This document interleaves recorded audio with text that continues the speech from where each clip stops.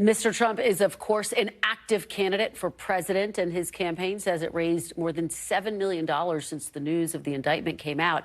And at the same time, the 2024 Republican presidential primary field is getting bigger.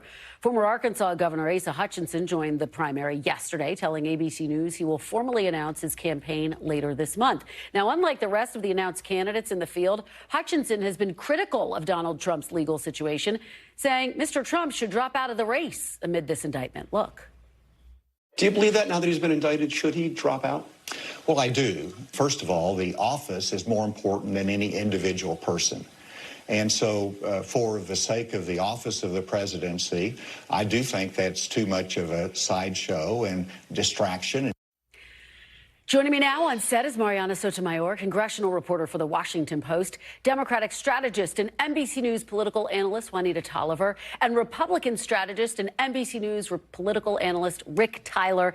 Thanks to all of you for being here. We certainly have no shortage of things to discuss today.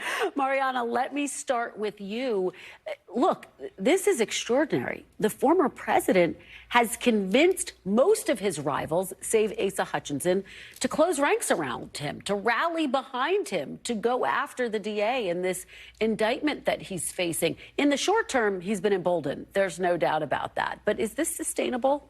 I mean, there are a number of other investigations about him, right? So there are some discussions of when could that be the breaking point for these other candidates. We won't really know, right? And I think tomorrow will be very interesting when we look at all the counts and all of those charges. What exactly did he do, right?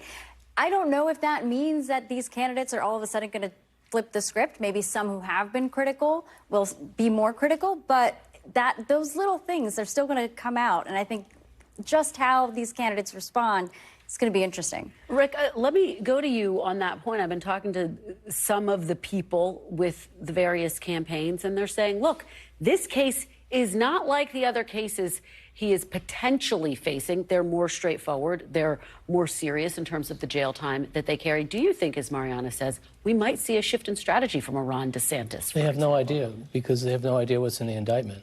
So we'll know tomorrow what's in the indictment, and we can predict what they're going to say about it. I think that the losing strategy is to just treat Donald Trump with some deference and defend him on this, because then you're playing into his media game. Donald Trump has played, to use the game show or reality show analogy a little further, he has been playing this game his entire life. He was a game show host, a reality TV host, but now it's flipped a little bit. Although when you watch the motorcade come in, you're sending the signal is that this is somebody different. This is an important person. Most people who are brought up on arraignment charges don't have a motorcade meet their airplane at the airport. But tomorrow he doesn't write the script. He's not his own producer. He's not his own script writer. He's not his own writer. He will not control it. He will be in an ordinary arraignment, just like many other people who are indicted, and that may change. So in terms of all the potential candidates, if you were ever thinking of running for president, this should be your last time, you ought to get in, because you do not know what will happen. Nobody knows what is going to happen. Yeah, that is for sure. I want to put up this new CNN poll, which shows a majority of Americans approve of the arrest of the former president, but a greater majority says politics played a role in the arrest. Again, we don't know, Juanita, what these charges are, but what do you make of this when you see these staggering numbers? I think what it shows is that, one, people are relying on him to be held accountable, first and foremost. The majority of the country is there. I think when they're saying politics played a role, I don't think it's the same way that Trump's saying it, right? Like, they're saying this in a different sense that does not feed into some of the tones that he's been offering up, or the charges, or let's be real, lies he's been telling about D.A. Bragg. Like, that's not what's happening there. Maybe for the Republican base. And I want to go back to something Marianna mentioned about a breaking point, potentially. I don't see a breaking point because the other poll that I've been watching is the fact that the lead between Trump and DeSantis has grown from 8 points to 26. Yeah, right? That is the other part here that shows me that whatever's in the indictment or what isn't there is not going to change what his base of supporters want to see from him. Yeah, Marianna, let me let you jump in. I mean, I had so many conversations this weekend where people said this moment is worse for DeSantis, because not only has he failed to distinguish himself from Trump from a policy perspective,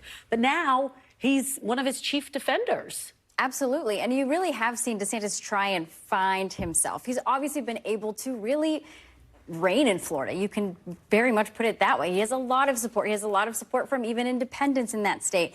But Florida is so different from any other state. Truly. And Trump really does have a support out there, even though, the midterms did teach us that there are some Republicans out there who said, I don't want this kind of extremism. I don't want those kind of Trump-endorsed candidates. Yeah. But this has been a rallying cry for Trump. And for those who are trying to model themselves but not be Trump, it's very awkward terrain. Yeah, Rick, here's how David Frum wrote about this in The Atlantic. He says the DeSantis campaign has been built on an impossible contradiction. His message to his party was, I offer you Trump's style minus Trump's scandals. That offer only made sense on the assumption that Trump's scandals were bad. Yet when any major new Trump scandal has erupted, DeSantis has jumped to deny or defend it. Is this a smart strategy for DeSantis? And like, how does he reclaim the oxygen in the spotlight? Well, that's the whole point. DeSantis needs to define what his candidacy would potentially mean. And it can't be a reaction to Trump, whether I'm more like Trump or I'm not like Trump in this ways. All of that is Trump-centric. He has to get to a campaign that is DeSantis-centric.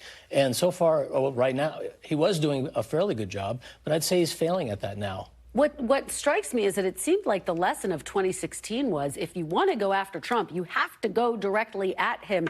Juanita, we're just not seeing that with any of the candidates. Not yet. Asa Hutchinson is trying. I'll give him that. He's the only one who's called out some of Trump's liabilities, and he's doing it consistently. He's saying on principle, which is novel coming from a Republican. I appreciate it, but it's not going to cut through that noise. It's not going to cut through the oxygen when Trump is seeing gains in spite of these indictments. President Biden really not weighing in on this as well, basically saying, I'm not going to weigh in on an ongoing criminal matter.